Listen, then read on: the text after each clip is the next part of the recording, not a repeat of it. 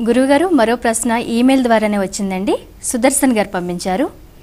ఆషాఢ ఏకాదశికి తొలేకాదశి అని ఎందుకు పేరు వచ్చింది, ఎలా వచ్చింది తెలియచేయండి అని అడుగుతున్నారు.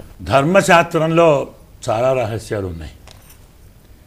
చైత్రమాసం, వైశాఖ మాసం, జ్యేష్ఠ మాసంలో సగం వరకు మనకు పండుగలు వరుసగా వస్తుంటాయి. శ్రీరామనవమి, ఇలాగే హనుమత్ జయంతి, ఇలాంటివేవో, నృసింహ జయంతి, మరొకటి ఇవన్నీ వస్తాయి. జ్యేష్ఠమాసం ప్రారంభించిన తర్వాత జ్యేష్ఠ పూర్ణిమ, మహాజ్యేష్ఠి అంటాం. అక్కడితో పండుగలు ఆగిపోతాయి. జ్యేష్ఠ బహుళంలో ఆచరించే పండుగలు సార్వజనీనంగా ఇవి దొరకవు. ఆషాఢ మాసం ప్రారంభం నుంచి ఇప్పటిదాకా ఏ పండుగ లేదు. పండుగలు ప్రారంభమయ్యాయి. అందుకే దీన్ని తొలి పండుగ అంటారు. మన ప్రాంతంలో ఆషాఢ శుద్ధ ఏకాదశి తొలి పండుగ.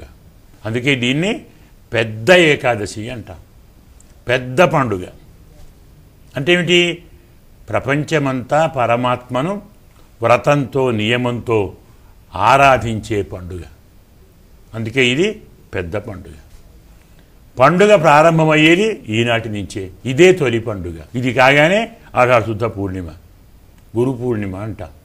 అది కాగానే ఆషాఢ బహుళ ఏకాదశి, మోక్ష ఏకాదశి అంటాం. అలాగే ఆషాఢ అమావాస్య, మహా ఆషాఢి అంటాం.